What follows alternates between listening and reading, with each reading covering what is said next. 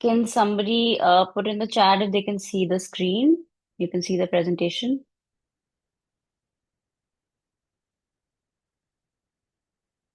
Yes, perfect. Okay. Welcome all. I think around 25 people signed up. It's okay. I mean, we'll record this and they can all see the replays. And if people will join in the middle, then I'll just let them in. Okay. So let's start. I wanted to start with an exercise.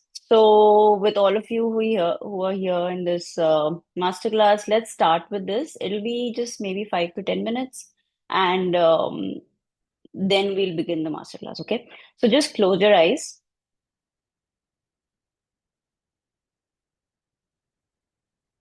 and focus on your breathing. So, inhale and exhale.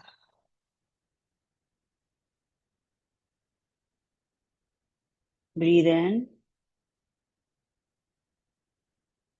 and breathe out.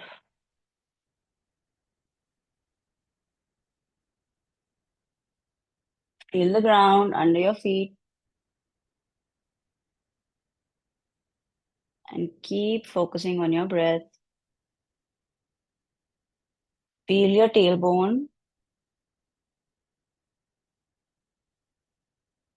Fall back on your chair. If possible, come on camera so that I can see you. Fall back on your chair and feel your back. And keep focusing on your breath.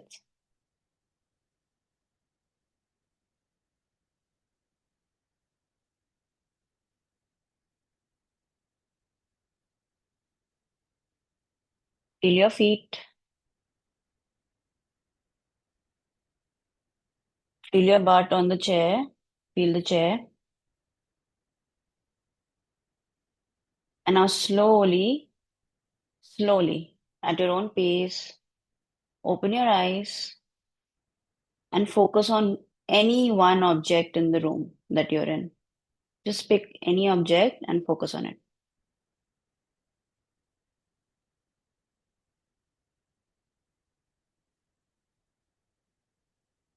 Hmm. So, how was your experience? You could put it in the chat or you can come on the screen and just unmute yourself and tell me. Hmm. Nice pause. Somebody writes.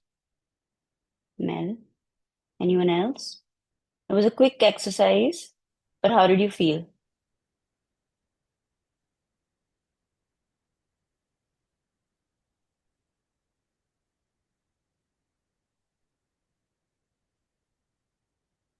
Calmer, more centered. Hmm.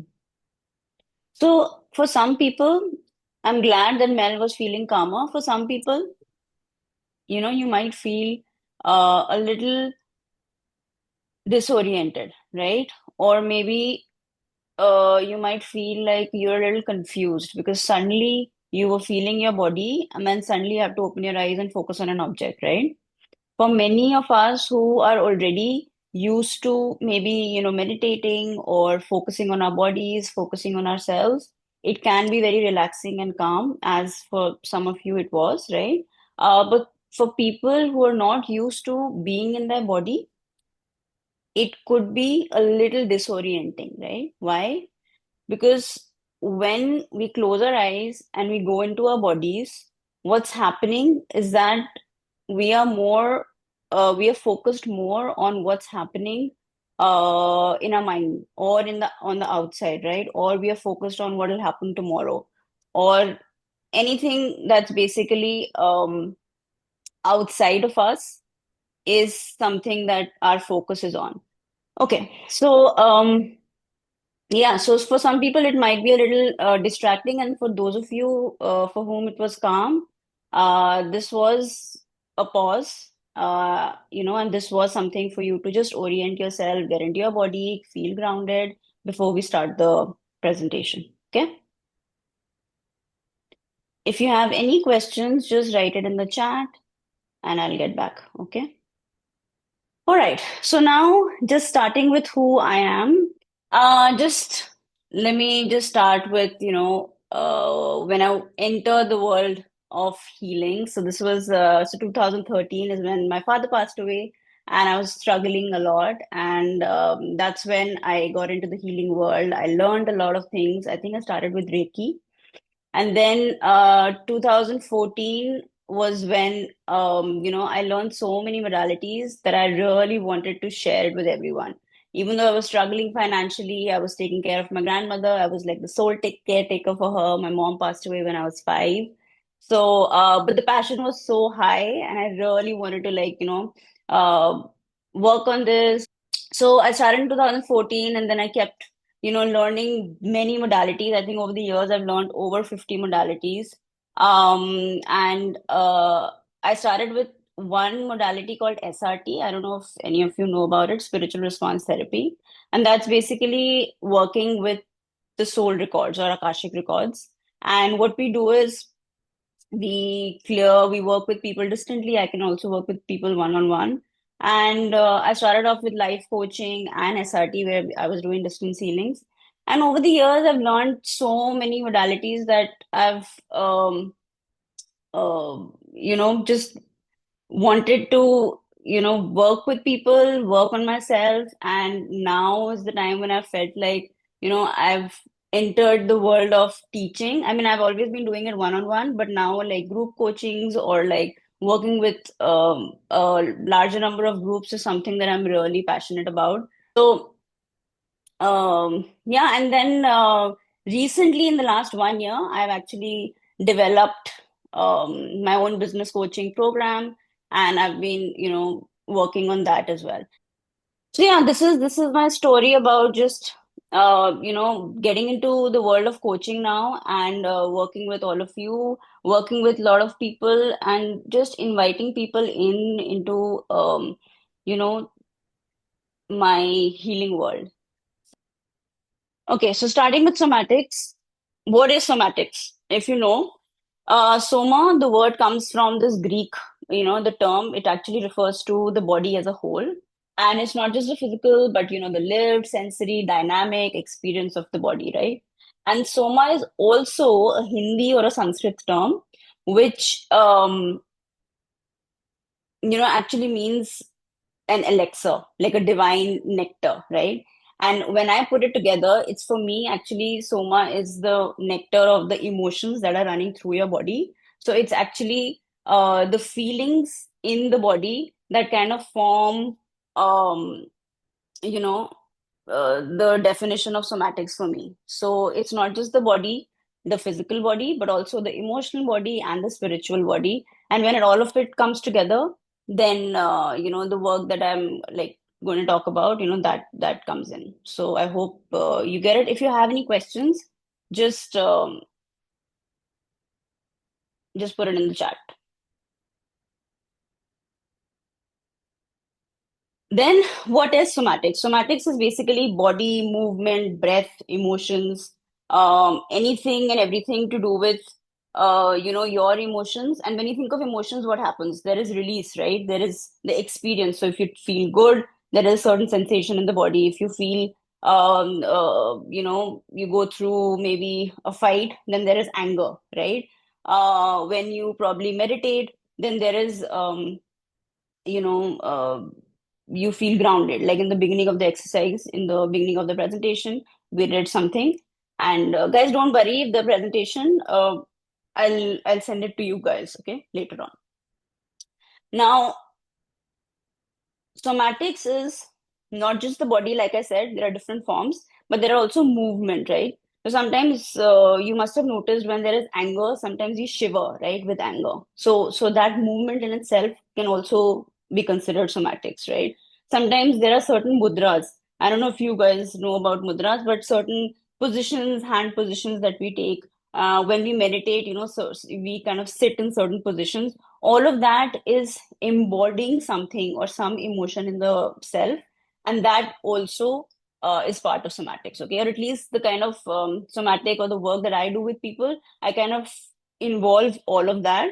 Also, a lot of forms of yoga, right? So yoga in itself is not just the physical exercise that we do, but also the mind work or the emotional work. And for that, when we are in certain positions, when our body is in a certain position, it releases a lot of emotions, especially negative emotions, and it brings in a lot of positive emotions, right? So all of that. So when we talk about somatics, it encompasses all of that. Okay. So again, before I move forward, I want you to think about the mind and body connection when we talk about somatics. Okay. Now, when we talk about somatics and manifestation, that's what the masterclass is about, right? I think I mentioned there was this whole write up about affirmations, right? Why are affirmations not working? So this means that you are probably you want something in your life and you're affirming, right? You're saying that this is what maybe in the present tense, that's how they say, you keep repeating a certain thing again and again. And why is it not working?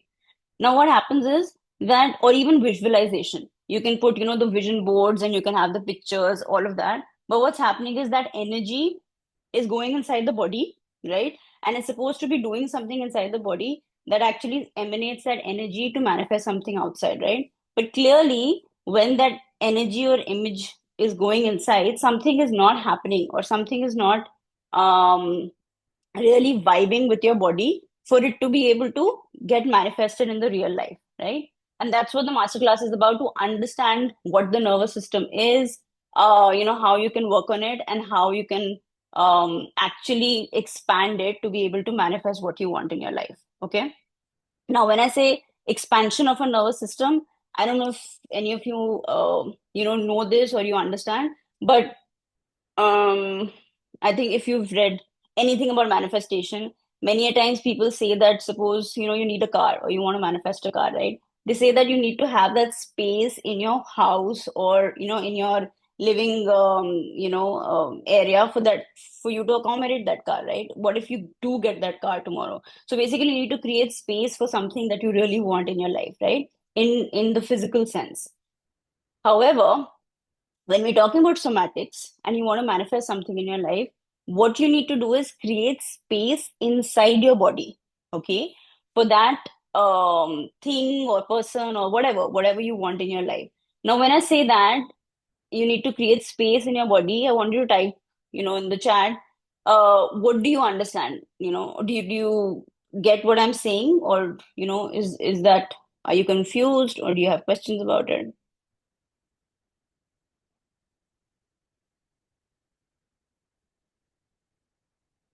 Because based on that, I'll move forward. Okay. So people have questions, right? Okay. Not everyone understands this. Okay. So that's what the masterclass is about, to understand how to create space in the nervous system, what is the nervous system, and what kind of work do we need to put in order to create that space and expand our nervous system. Okay. Now, when I talk about manifestation is the process of envisioning something. Okay, so envisioning is, when we are affirming, when we know, many of us don't even know what we want, right? So to be able to know what we want is important, then to embody it, right? And then it gets created. So the embodying part or the somatics of the process of manifestation is something that we'll be focusing on. Okay, now we focus on something called data in the body. Okay, now what happens is that what we create, right, is mostly not what we want, but who we are. So I'll repeat, we don't create what we want, but who we are. So first of all, what your vision is, right? Or what you want, or what is your, that one thing that you want to manifest, right? And you're thinking that one thing, maybe just for the sake of, simplicity, maybe a car, okay? But you will not manifest the car, you will really manage. So when you want that car for whatever reason, right? Now it depends on how, yeah. So the data in the body is very important. What do we have in our body? What is stored in our body? That's what's home to us. Okay. Now it can be a little confusing, but think about when you were born, okay? At that moment you were not able to say anything, but what was happening is everything around you, right? You were observing, right? You had a vibe check. Maybe when you see a baby and the baby comes close to a mother, it feels safe, right? Every time, all the time, we are, whether we are adults, whatever age we are constantly looking for safety and connection, right? Every time, like every moment is about looking for safety and connection, right? So when a baby is born, and of course when the baby cannot speak, it'll be close to people who are its caretakers, right? It'll be close to them. You'll probably see that anytime the baby is taken by a stranger, it starts howling, it starts crying. Why? Because it doesn't feel safe, right? So it cannot express what it wants, but like in terms of words, but it does have an energy check. Okay. So what's happening is it's learning about different things in its life. So it's learning about how to eat, right? Or, what it means to love, right? Or maybe when it's 2 or 3 years old, it doesn't really know how to exchange money, but it's learning things about money, right? So what's mom talking about money? What's dad saying about money? What are they fighting about, right? Or what is love, right? So love would be whoever your caretaker was, say for the first maybe 10 years, 7 to 10 years, what was their love language, right? Now their love language could be abuse, right? It could be fights, it could be constant things that they're arguing about, right? But you being a child, first of all, are dependent on your caretakers, right? Safety and connection and your survival, you are literally dependent on them for your survival. So you are close to them, right?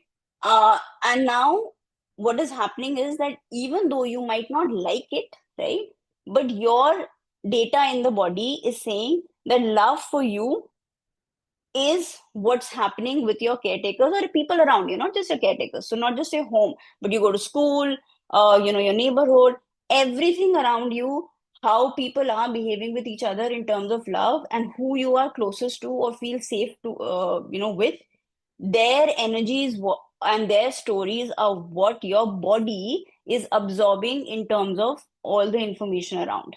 Okay. So what's happening? You are learning everything about love, money, relationships, health, survival, existence, everything. All your stories about different areas of your life are getting created by um, your surroundings, right? And as you keep growing, you keep learning new vocabulary. Maybe you think about, this is money and this is how much you spend. But when you say money, your body has already taken cues from people around you about money. So it could be that you are very fearful because everybody around you when you were growing up till age 10 was very fearful around money, right? Now suppose you grow up and now you're 20 and you're trying to try to get a job, and you think that you want to make 1 million, but what's happening is every time you get into something you keep losing that money, right? Or every time you get into a job you keep losing your job. Why?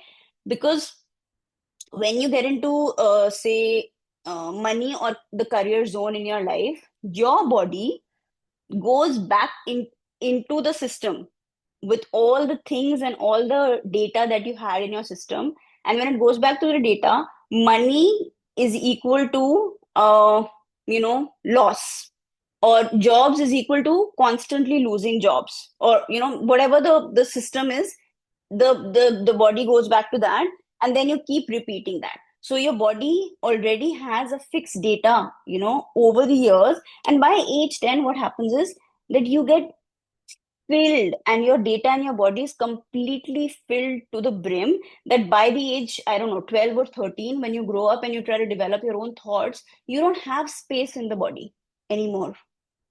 Till age 10 you have taken in so many stories and so many ideas that your body, how like a phone, when you keep using the same phone again and like for many years, after a point, there's no space in the phone to take a new picture, right? So you either have to create space in the like delete pictures, or you need to buy more space, right?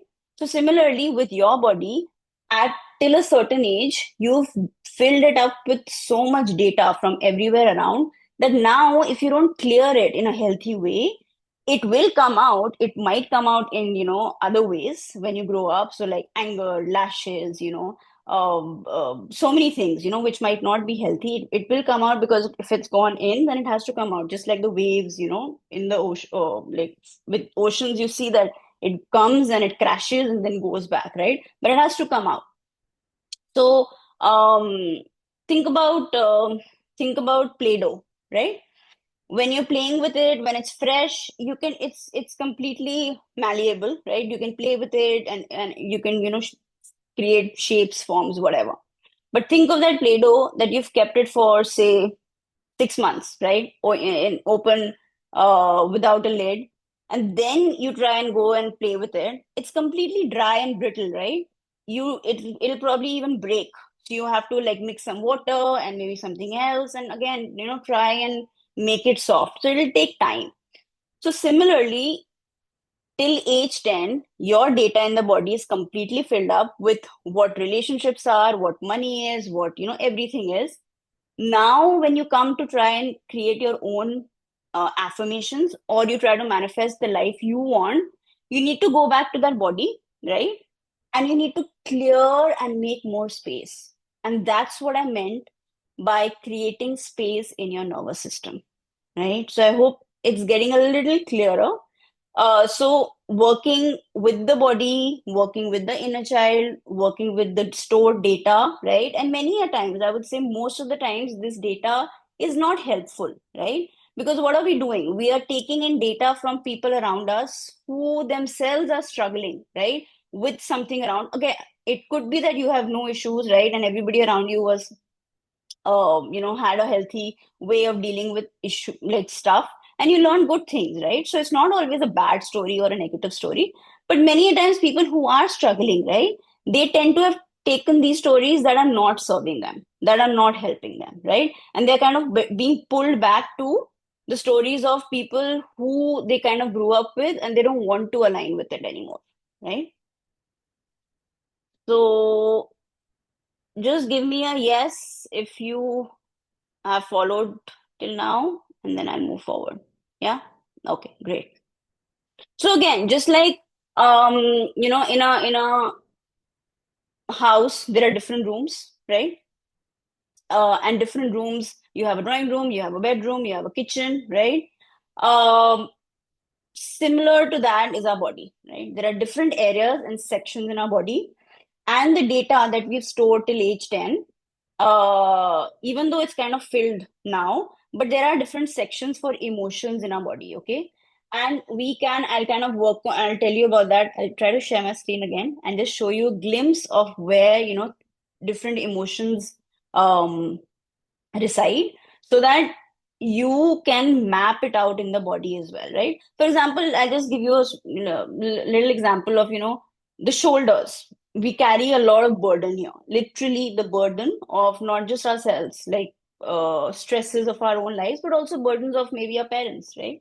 Or burdens of our ancestors. So getting pain on your shoulders, and again, there are different sides also. For example, the left side is the maternal side, the right side is your paternal side. So there are a lot of things that just by little things mapping the body, you can figure out, and then you can work on that. And when I say figure out, again, I mean releasing it through somatics, releasing it through different exercises, healthier ways, so that you can slowly let it out of your system, things that you don't need anymore, things that are just sitting and rusting, right? And then create space for new things that you truly want to come into your lives. Okay. Okay.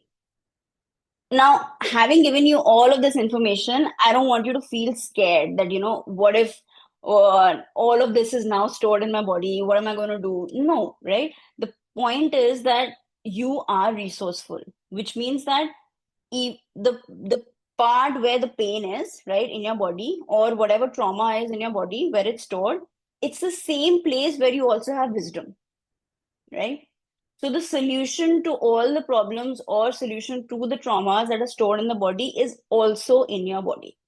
So what we do with somatics, or when I'm doing a session with a person, it's not that I'm giving them any knowledge that is out of the world, for them to heal their traumas. What they're doing is they're kind of shedding layers of all of these layers of data that they have accumulated over the years. And when they do that and they remove it, they are letting this wisdom in their life. So the wisdom to heal your life also lies within this very body of yours. Okay. And so when we are doing this, we are actually unleashing or unlocking that wisdom, because the guru, or the answer that you're looking for is also in your body. So somatics, that's why I love somatics, because somatics actually helps you become your own savior, and be able to figure out and work with your body as a superpower to manifest what you want, right? Okay, now I'll again try to share the screen just to show you. I hope you can see. So this body, of yours, there are different areas in your body, okay, where you can see all these emotions that we have are stored. So, for example, the throat center is here, right? So this is all about our expression. Again, they are all kind of related to our chakras as well. But for instance, like I said, the shoulders are the burden areas. Somewhere around the stomach or the solar plexus is a fear, right? So loss of control. Anytime you feel like you're losing, or you're giving up your power, you'll probably see gut issues, right? Anytime you feel like there are money issues, or you're struggling with literal survival, you'll feel like lower back issues, right? Or around your genitalia, issues there, right? Um, when you feel betrayed or rejected, abandoned, so your hip area is what will get affected, okay? There's a lot of guilt and shame, there is anger in your liver, and there is a lot of guilt and shame, I think, on the right side, yeah. So a lot of judgment, criticism, when you feel non-deserving, all of that. So again, this is just one image that I'm showing you. There are, like, if you just check on Google, you'll just find so many emotional centers that we have. This is, again, like I said, connected with your chakras. Okay, so this is for you to understand where these emotions are coming from, and also to feel empowered that you can release these emotions to feel the opposite emotion, right? So if it's a negative thing, you can feel the opposite one by releasing them. Okay. Now, if you look at the right side, so like I said here, if you see anger, it's stored in your liver. Okay. If you look at fear, it's stored in your kidney. Burdens, again, shoulder, left side, right side, I've already mentioned. Then if you look at your sacral chakra, that's where your creativity lies. So a lot of times when you're doing projects, when you're trying to do something and you feel like there are no new ideas coming in, that's where you feel just like 2 inches below your navel is where your creativity gets blocked. Okay. And then within the chakras in itself, there are like 7 major chakras. There are masculine and feminine chakras. Okay, we can, like, this can be a different workshop altogether, masculine and feminine. But the root chakra, which is the lowest chakra, right in the lower back where it lies, is where um, is masculine in nature. Now when I say masculine in nature, masculine means giving and feminine means receiving, right? So again, we're not going to get into it, but the point is that the different parts of your body can also be divided into different sections, where we can understand how different organs function, how our emotions get trapped in different areas of the body, and how we can remove and clear it. Okay. Now, moving on to this is again just a glimpse I wanted to give you about the mother work that I add with the somatic work that I do. This is for you to understand. For some people, it is very triggering. Actually, for a lot of people, it's very triggering. People who've not had a good relationship with their mother. But it's important for us to understand how vital this work is. And then to also, like I said, the power lies within you, right? We can work through it and we can release all sorts of trauma attached to it as well, if any of you have. Okay. But just for an introduction, I wanted to give to the mother work. Okay.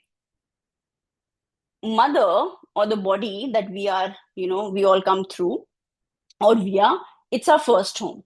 Okay.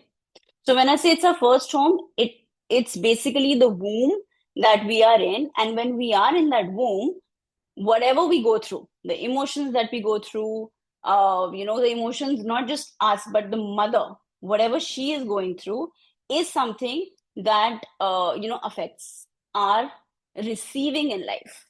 So this is a very important work that I include in my somatics, because what happens is that what happens when we are in the womb, we are unconditionally receiving at that moment, isn't it? We can't really give at that time.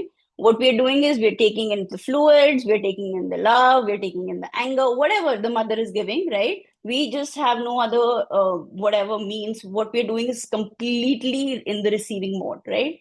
And so that is the beginning of our receiving, right? And so if we don't have a good time in the womb, what happens is that we develop receiving wounds, right?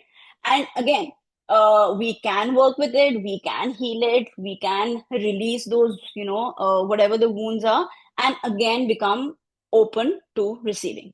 So, by the way, at the end of the masterclass, we will have a receiving exercise where I'll kind of show you a glimpse of how we can become open to receiving and start receiving more in our lives. Okay. So, is it clear till now? Again, can you just give me uh, thumbs up?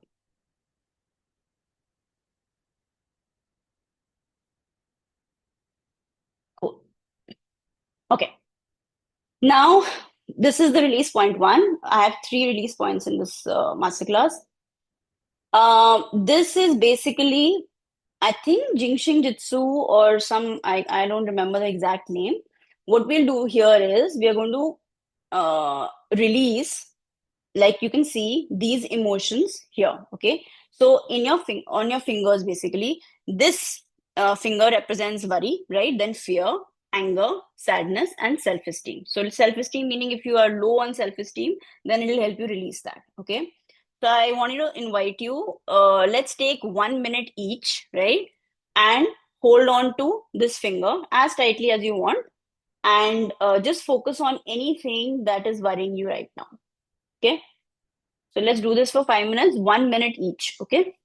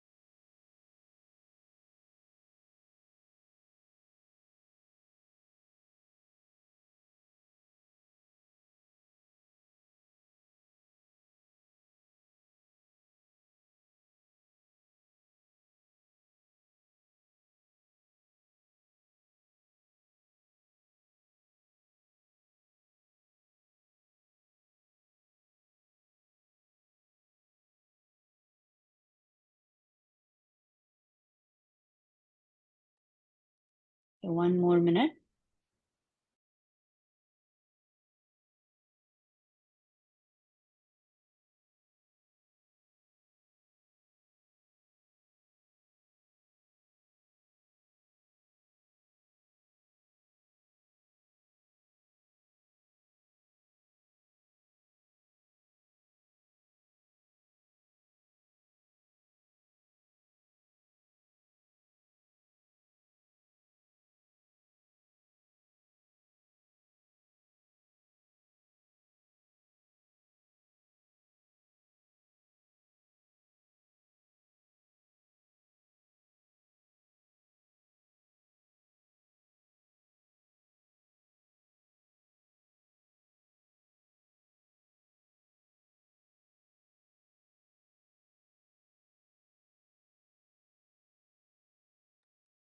Okay. Now slowly get back to the present and here and now. And this is a great tool for you to ever like to use it whenever and wherever, right? So you can be in your car, you can just be sitting somewhere, and you can just be doing this, right? So I give this to my clients a lot. So feel free to use it anytime you feel you're stressed and you want to just release those emotions. Okay. Okay. Now let's get into the nervous system. Now, I don't know how many of you probably have learned it, in school and you know a little bit about what nervous system is. But today I'm going to talk about the nervous system from the point of view of being trauma informed, right? And from the point of the trauma responses that we have, right, in our body. And again, how we use somatics to release them, to work with them, and to clear these traumas from our body. Okay. So now when we talk about nervous system, the nervous system is basically your brain, your spinal cord, and a complex network of nerves, right? Like you can see here. And it's also a communication system, right? So, how we communicate not just with ourselves within the body, right? So the brain is communicating with the heart, and the heart is communicating with the stomach. All of that is happening inside, but also how we communicate with the world, right? So I don't know if you've heard of how there are roots in the forests, right, underneath the earth, and they're all communicating with each other, right? So similar to that, our nervous system. So, like your nervous system is currently, communicating with my nervous system. And the more calm and composed I am, this calmer and more composed you will get, right? Because our nervous systems are regulating with each other, right? So that's why this work is also important because the more work you do on yourself, the more of that energy is what you're spreading around you, right? So this makes sense to you, right? This is like a simple. And again, so when we talk about the brain, I just want you to don't complicate it or go too much into details about how the brain functions, but just to know these three parts. There is the new brain. There is the let's see. There is the reptilian brain, right? The smaller part, and then in the middle is the middle brain, right? So what does it? So let's start with the reptilian brain. This is the oldest, part of your brain that's very instinctual and it's also focused on survival. Okay, so survival meaning, there is a tiger outside. You have to protect yourself, and we are constantly in this. Now there is no tiger outside, but there is constant worry, right? That comes from the reptilian brain about everything and every little thing that you have to look out for in order for you to protect yourself. Okay. Then the middle brain is the limbic brain, which is your emotional or feeling brain. Okay. And then the new brain, which is your neocortex, which was formed this was the last part to be formed. That's the rational or thinking brain. Okay. Now if you just look here again, we saw there is the brain, the spinal cord, right? Then here we see there is a peripheral nervous system. Now, as we know, periphery is the side, right? So the peripheral nervous system is the nervous system that we are going to focus on in this workshop. Okay. Now, what does that mean? The peripheral nervous system is divided into the somatic nervous system and the autonomic nervous system. Okay. Now, coming to somatic is the nervous system where, that can take conscious decisions. So for example, you want to walk from here to there, then you have to get up, right? So what part of you is telling you to get up, to move your legs, go like, 1 foot ahead, and then all of that. So you are making a decision, conscious decision to, like, if you have to take a bath, you have to get up, you have to go to the, what, everything, all the steps. Holding a glass, even holding a glass, your brain is telling your hand to go and do. So all of that comes under somatic nervous system. Okay. But then the next one is autonomic nervous system. And in that comes sympathetic and parasympathetic. Okay. Autonomic is, it's happening automatically, right? So your heart is beating on its own, it's pumping blood, a lot of things in your body it's all of it is happening on its own, right? So you get up in the morning, things you don't need to do anything, but the body parts are functioning on its own, right? That's divided into the sympathetic nervous system and the parasympathetic nervous system. Now I'll just give you a quick, understanding of what sympathetic is.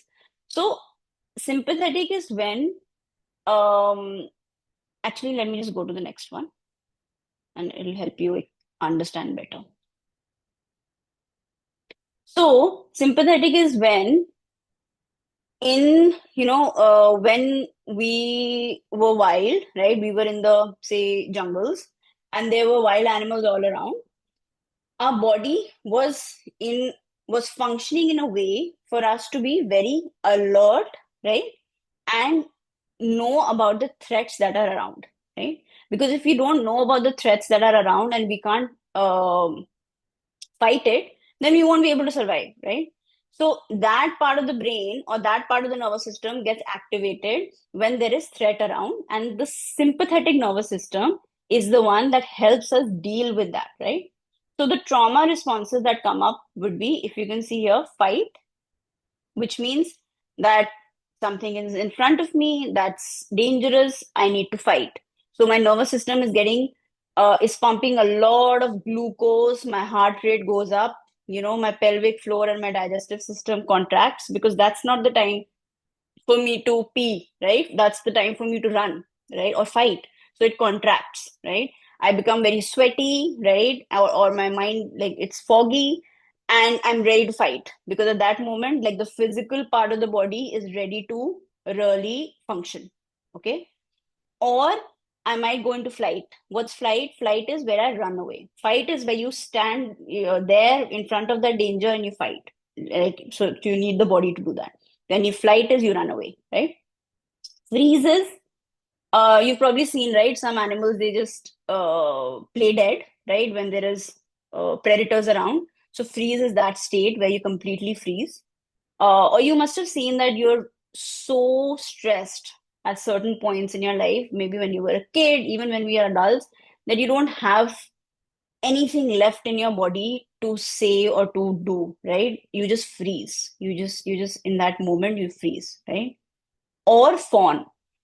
Fawn is the fourth kind, and fawn is where you please the other person, you make them feel good, you put them on a pedestal so that you feel safe, right? So sometimes you are in a, maybe, many times we do that in relationships, right? Where especially abusive relationships, where people feel like if they don't say good things about a certain person or they don't put them on a pedestal, then they can be in danger of survival. So they have to keep doing it. But sometimes it becomes such a trauma response that they keep doing that because they think that if they don't do that, then they won't be able to survive. Like, the body feels that, literally they feel like they're going to die, so they keep doing it again and again and again, because this is their survival mechanism, right? So like I said, sympathetic nervous system gets activated when there is danger around. Now, one thing that's very important for us to understand is that our body is feeling like there is a literal tiger outside, right? There is a tiger outside, we need to run or we need to fight, all of that. But in today's day and time, there is no tiger, right?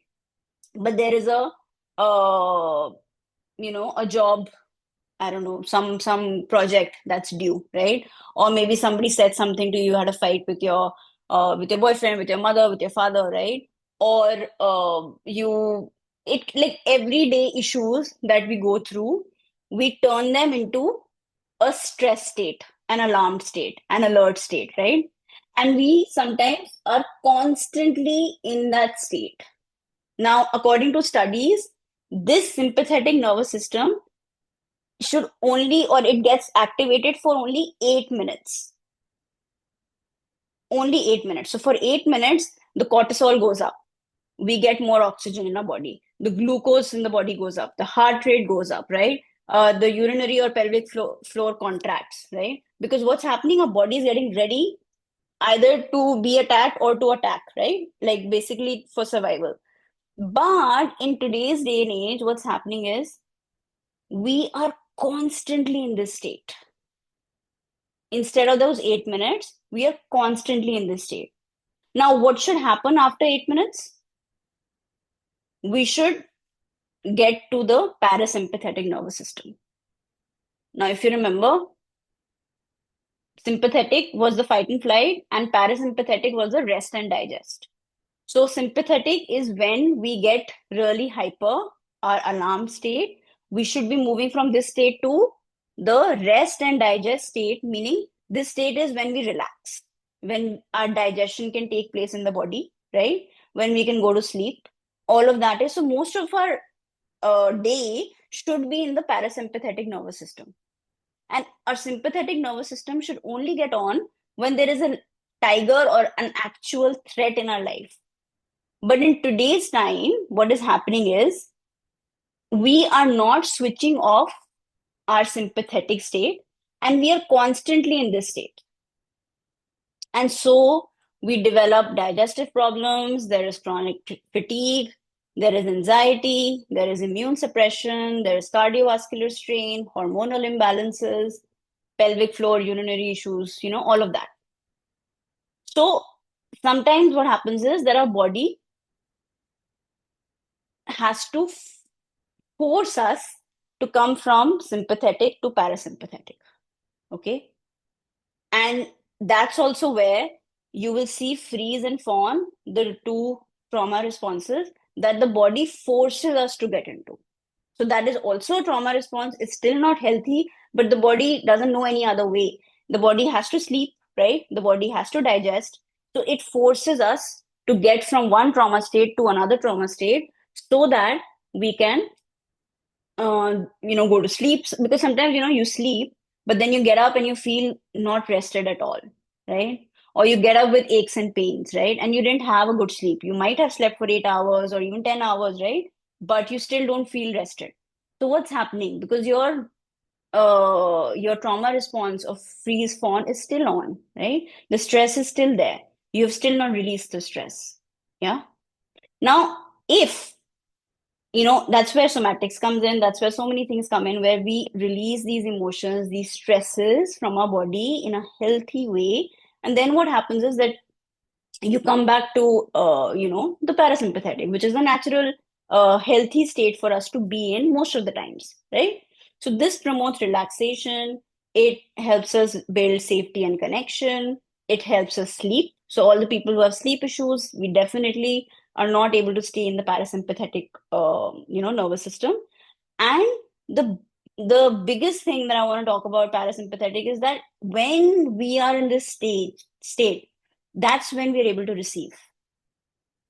Because imagine if your body is in stress mode, if your body is in high alert mode, it will not be able to receive. And when I say receive, I mean receive money, receive clients, receive, love, receive respect, everything, right?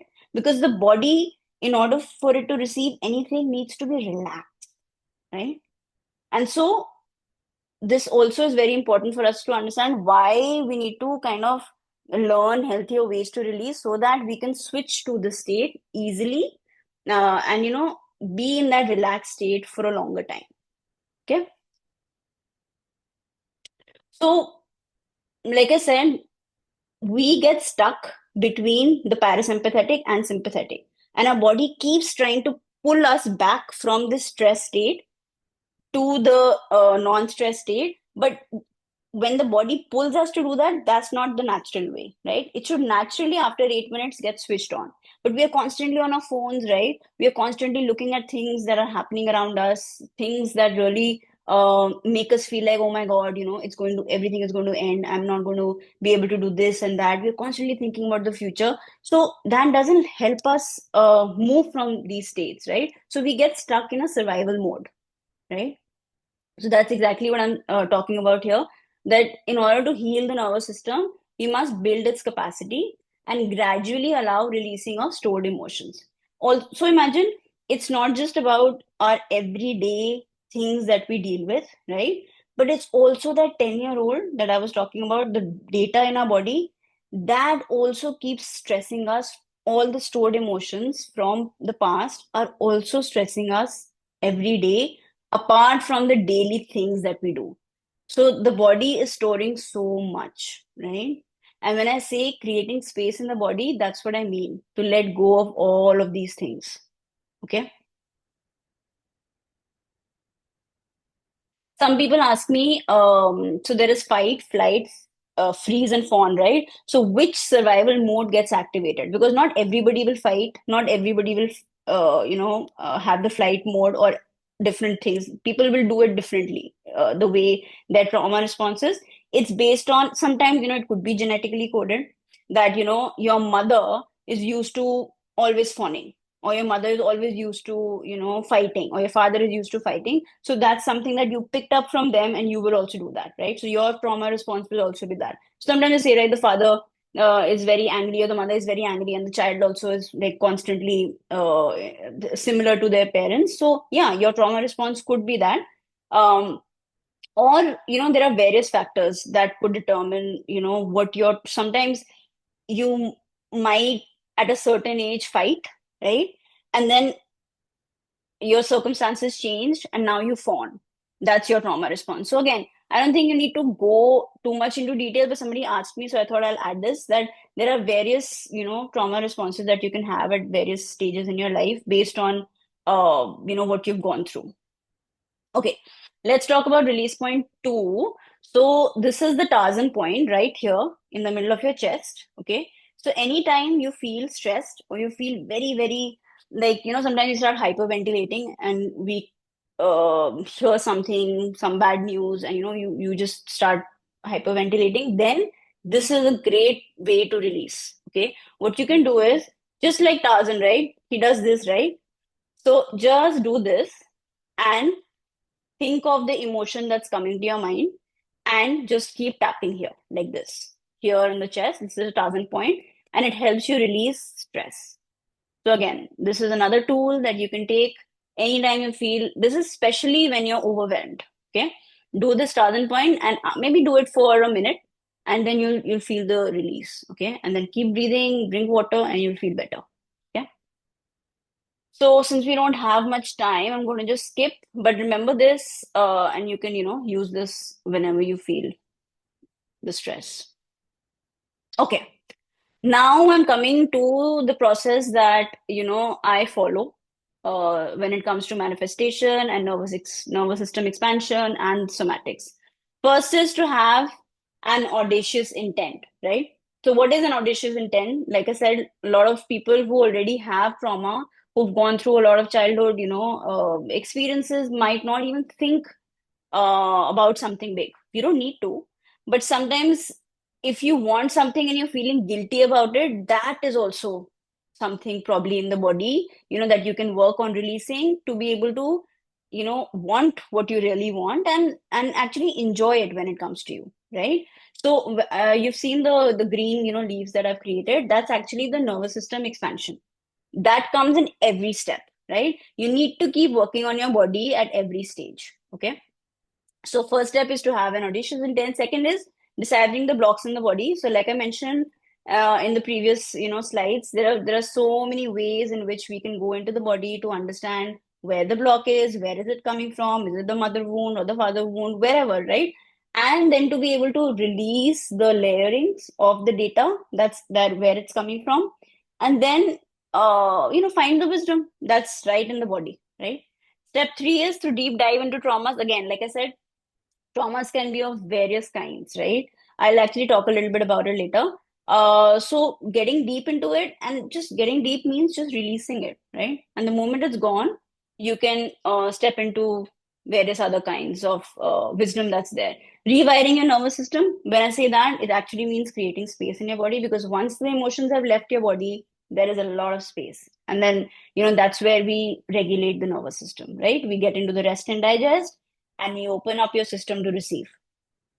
Step five is consistency and ongoing coaching, of course, because what happens is that even after you've released it from your system, right, you need to keep working on your mindset, right? Because even after clearing out everything from your body, you need to have that attitude change, right? Which will probably happen because the data has already left your body, but you need some coaching in order to think, a certain way, to keep getting motivated, and to also not keep getting or not accumulating more negative data in your body, right? And then, of course, the last step is life after manifestation. So even after you've manifested what you want, what next, right? How do you stay in that vibe? How do you keep your body in that energy to keep moving forward, and keep moving in that positive direction, right? Okay. Now I think we're in the last phase, and in the end, we'll do a receiving exercise. Okay, so how to work with me. So I offer spiritual life coaching, and there are three streams as of now that I have. One is the inner child. So we work specifically with the inner child. By the way, inner child kind of comes in everything that I do. But when we exclusively work on inner child, then I have various ways of coming up with various inner children, and releasing their trauma. So that's one track that I've kept specifically for that. Then we have the manifestation portal. So people who want to specifically manifest something, they work with me for 6 sessions, and I basically include all the various modalities that I have, that I'm going to talk about in the next slide. And business coaching, people who want to specifically, again, work on their business, expanding their business, we work with them, using different modalities. So I offer 6 sessions, and since these sessions are very a little intensive, right, because we work on the body, and of course I do use somatics with everything, right? And we release so much. So it's for 2 or 2.5 hours that I focus on. And I give a gap of at least 2 weeks between the sessions. So there are like 2 sessions in 1 month, because I want you to integrate it in your body, right? Now, when we create space in the nervous system, then you need some time to, let it sink in. Because if you keep it's your body. Just imagine, like, after you work out, you have an intense workout, right? You kind of rest for a day or two before you go back to the gym again, right? Because you want your cells, your body to relax, and kind of whatever the rupture has happened to heal, and then you go back again, and then it becomes stronger. So it's the same with coaching. So yeah, so I work with around, I think, 2.5 months or 3 months for 6 sessions, and it's for $5,000. The modalities that I use, again, like I said, I've learned so many modalities, but more or less nowadays, this is what, I have put together to work on these sessions. So I do hypnotherapy, inner child, breath work, somatics. Uh, when I talk about deliberate thought building, this is something that I really focus on at the end of our, sessions, because you change your mindset only when the data in the body has been cleared, right? Because the data can be borrowed from our parents, from our friends, family, all of that. So we kind of need to go into the familiar, intergenerational trauma to understand where things are coming from, whether or not this thought is yours or not, right? Because sometimes we think we need this, or we want that, or we can't do this because of this, but we figure that it's not a thought. It's maybe a father's thought, a mother's thought, right? So to work on all of that, to clear the data, once the nervous system is absolutely clear, then we work on building new thoughts, right? Then again, past lives, ancestral trauma, identity work, matrix reprinting, even tarot, all of different modalities. I mix and match based on what issue a person is coming up with, and then I work around that. Then there is regression, soul journey, karmic contracts, astrology. Yeah, a lot of things. Hmm. Now, as we discussed, our body is a portal for manifestation, right? So just going back to the same thing that we started with, why are affirmations not working? Now probably you have your answer, right? Because what is the data in the body, right? So like they, I think, who said this? Joe Dispenza, I think that, we manifest not what we want, but who we are. So who we are is basically the data in the body, right? Our stories, everything that we've stored in the body, right? And what we are doing here is taking back the superpower and using our body to manifest what we want, right? So I just wanted to introduce the CFTAR model that I use when I do deliberate thought building. So C stands for circumstance. Circumstance is what's happening in your life right now. For example, you want to manifest a car, right? But currently you don't have the car. So your circumstance is that you don't have the car right now, right? F is the feeling. Now, what are the feelings around this specific manifestation or whatever you want right now? Are you feeling stressed? You're feeling happy? Whatever it is, you kind of lock that down. T is the thought. So the thought would be, I need to work for 20 years to be able to get that car, or I can get that car within a year. What's the thought that's going on in your mind right now, right? A is the action. What is the action that you're taking right now? Like, are you, and when I say action, I actually mean inspired action. It doesn't mean that what exactly you're doing, but do you want to do that, right? So it's like that action of doing, but what are you willing to do, or what do you think you need to do, right? And R is the result. So result would be the car, right? That's what you want, like right in front of you, you're driving it. So this is basically, and why do we talk about this model? Because we let go of the circumstance, we don't focus on it, we focus on the R, which is your result. And for that, we work with the feelings, the thoughts in your body, and then based on that, we take the action. Okay, so this is just a glimpse of what something that we work on in order for us to start. I think this is the manifestation track.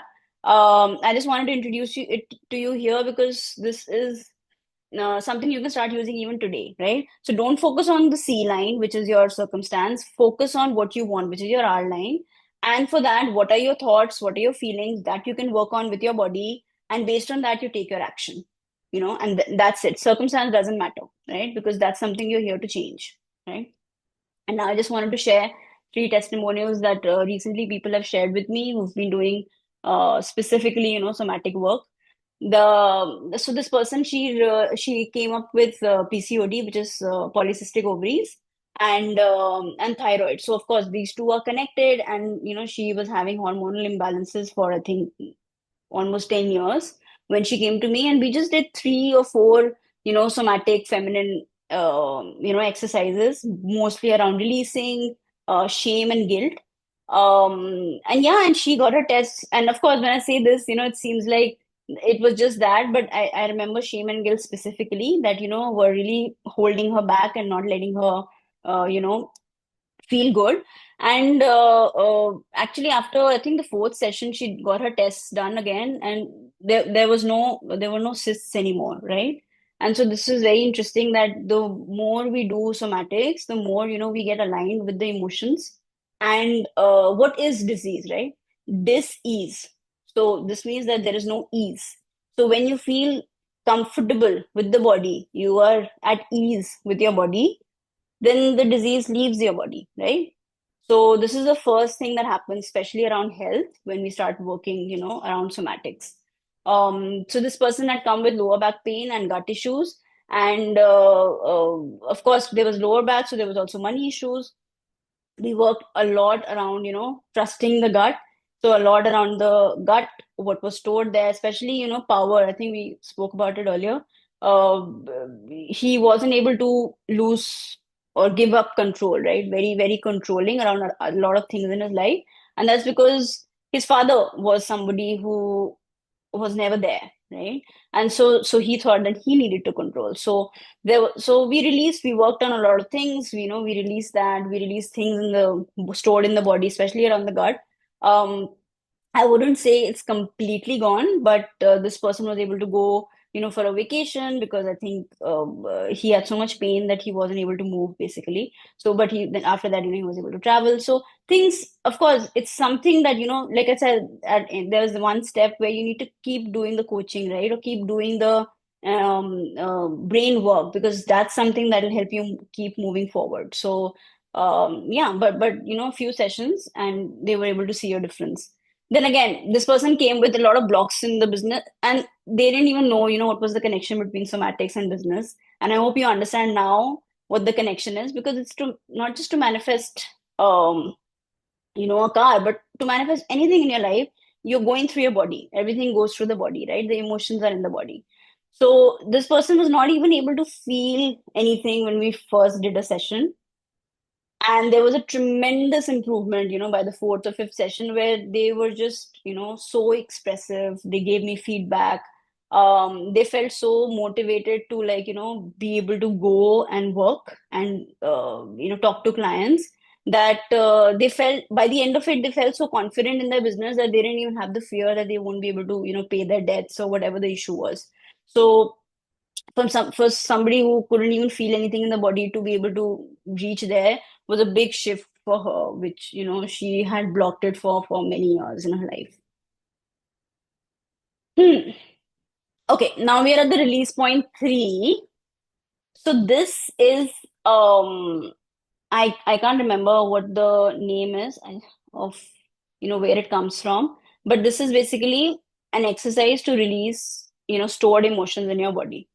So lung specifically stores sorrow. Okay. Now, what I want you to do is, you can create a triangle like this, right? Right here, like so that you can a little like above. Yeah. And you look through it in the middle, and then you breathe in. And then when you breathe out from your mouth, and you make the sound by looking in the middle of the triangle. Okay. So I just want to invite you for the rest, like next maybe 30 seconds. Think of anything, that's causing sorrow. Take a deep breath in, look into the triangle, release. This will help you release sorrow. You can feel a little dizzy after that, but it's okay. Just keep breathing and you'll be fine.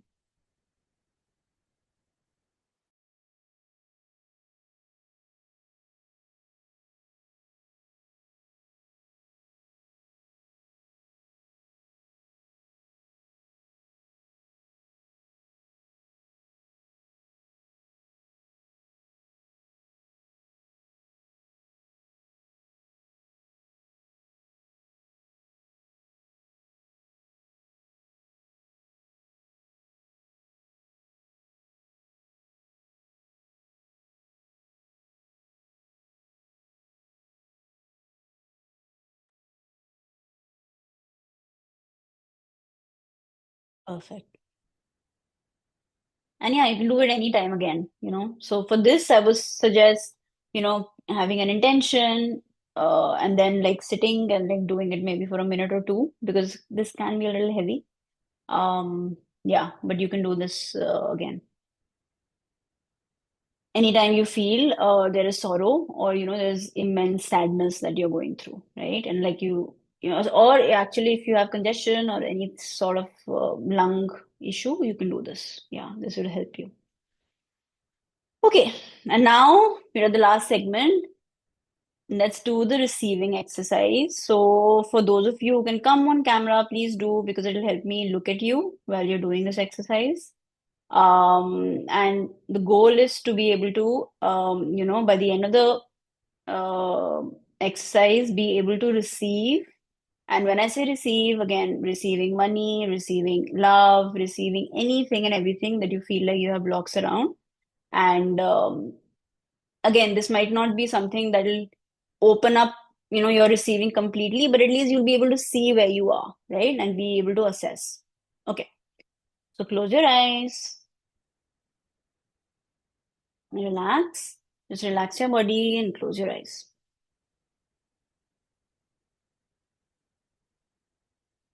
I want you to feel your tailbone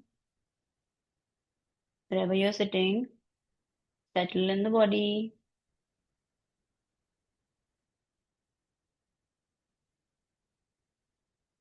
Just take your time and find that space in your body.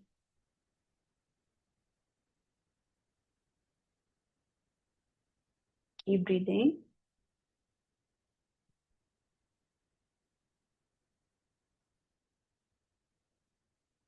And as you breathe into your body, I want you to feel settled and stable. Relax. Keep breathing into that space in your body. And as you breathe into that space, I want you to now imagine creating a golden boundary all around yourself. Surround yourself with this beautiful golden light.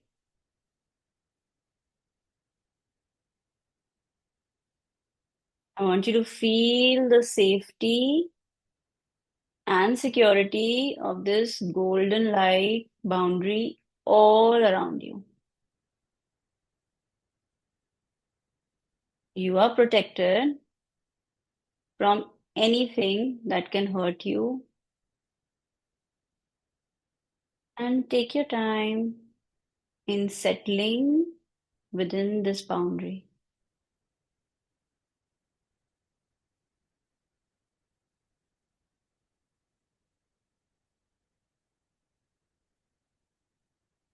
As you're settling within this boundary, I want you to find a space in your body, any place where you feel safe, where you feel love,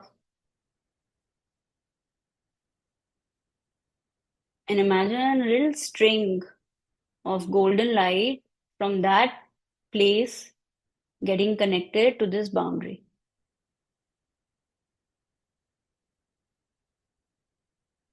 So you're completely safe and secure now.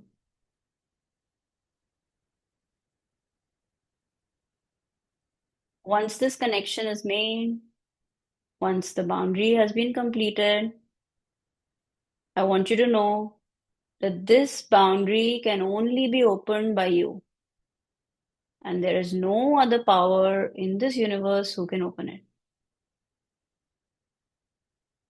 It will move with you wherever you go. Breathe in and breathe out.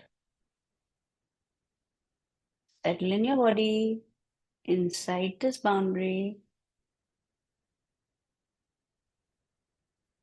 and feel how it feels to be in here. And then I want you to find yourself in a beautiful, expansive space.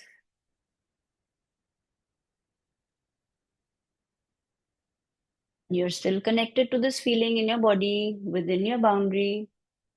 And now you're out in this beautiful open space. And this space is a place where you feel good. Maybe it's a garden or a place you visited with your family on a holiday.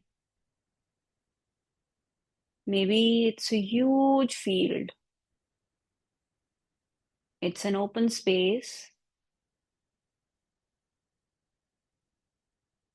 where your boundary is protecting you. You're connected with your body. You sit down and you look around and you see everything around you. You can see it and you can feel it.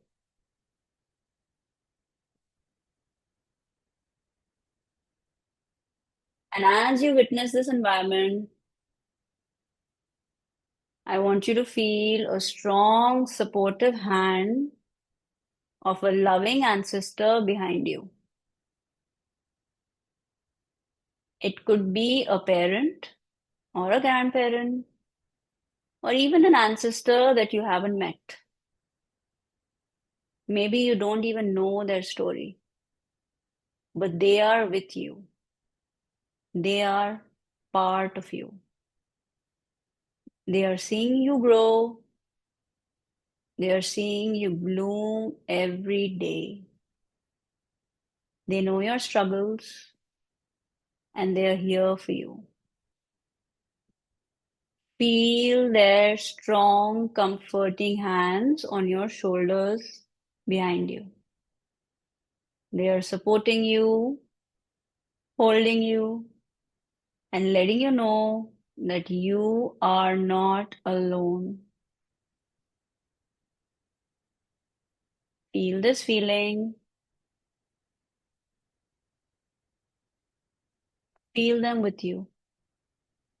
Feel them behind you. Don't rush. Stay with that feeling.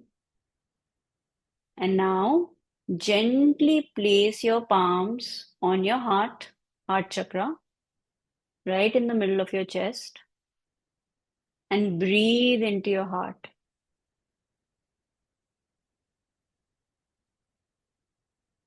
Place your palms on your heart and breathe into your heart. Know that right now you are being held. You are secure, you are supported, and you are grounded. This is the time that you can fully receive. And I want you to think of a goal or a manifestation or anything that you want to invite into your life. Anything, it could even be anything that you want to clear, any stress that you want to release. And now look at that goal,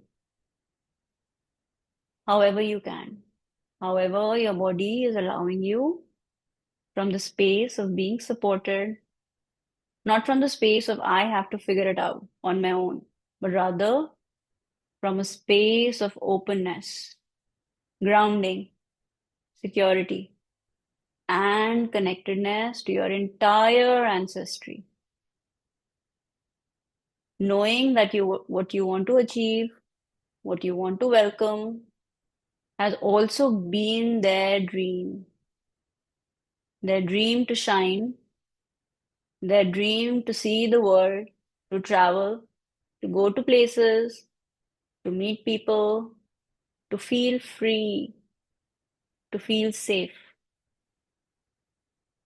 You can go for any movement that your body is wanting. If you feel like smiling or crying or yawning, you can. It's all good.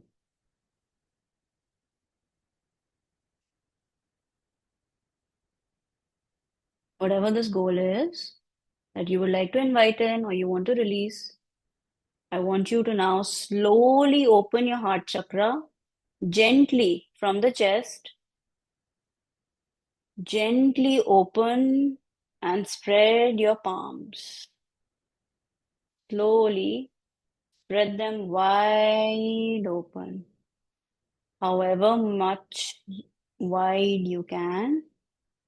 Let your chest slowly open up. Let your back drop. Rest on the chair. Open your arms as wide as you can. Open wider. Open your heart. Receive as much as you can. See it flowing in like gold, like light, like green fairy dust.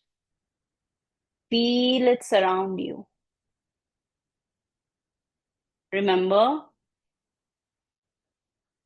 you feel like you've been able to hold it, allow it in. You can slowly, gently rock your body as much as you want. Move your body, absorb this energy, take it in, receive. Slowly rock your body. And whenever you feel comfortable, you can come back to the here and now. Allow this energy to get settled.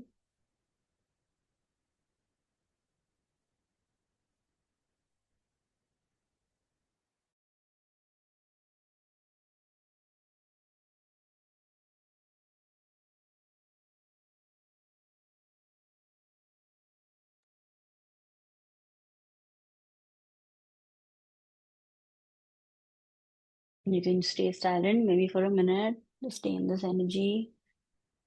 See what's coming up for you. Just letting it all in or releasing whatever you don't want.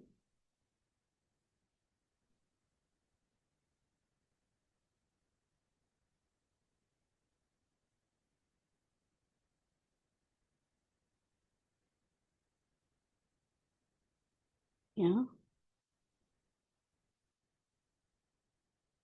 it's okay. You can close your cameras if you like, or if you're here, it's fine. So how was it for you? You want to put it in the chat? You want to say anything?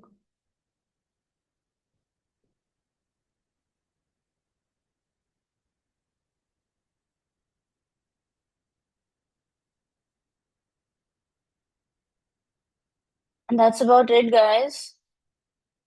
This is my website, my Instagram. You all can connect. I will send you all the recording and um yeah, and if you have any questions. Oh, Nicholas, you have a question? Yeah, go ahead. Yeah, Nisa, thank you. It was a great workshop. Uh, I have a question. When Mm-hmm. we agree with what you said, uh, when we are stressed, let's say you are at work for 8 hours and you come home stressed, what's the best way to, how much time it takes to release that normally? So when you come back, and if you're very very stressed, Nicholas, I would suggest doing something that'll help you come to that state where you feel open to doing something slow. So, for example, if I'm very stressed, I would go for a walk, right? Just to let it all out, so that by the time I get back from, say, a walk, then I can do, the exercise like I showed you here, right? You can you can hold the fingers, or you can sit, in a meditation, and it'll help you release. If you are in the sympathetic nervous system, remember we did, where we are very stressed, it'll take some time for you to come to the parasympathetic. So for that, I can give you some tools, but it'll work according to, how your body is. So if you feel like you can come and sit and meditate instantly, then do that, or you can go for a cold, shower, just to let the body feel a little relaxed. And then, so whatever works for you, it doesn't have to be, cookie cutter. It can be anything that you like, but you have to experiment with it, try a few things and see what works for you. Does that make sense? Yeah, it makes sense, but normally how much time it takes Uh, for from being to a normal stress to a relaxed state? Like I said, the normal thing, or the normal time should be 8 minutes, right? But generally, this is not what happens, right? The body stays in that stress position for the whole day. So you can imagine all the stress that the body takes. But yeah, naturally, it should take 8 minutes from go from to this state to that state. Yeah. Mm, thank you. Yeah. Okay. Are there any other questions?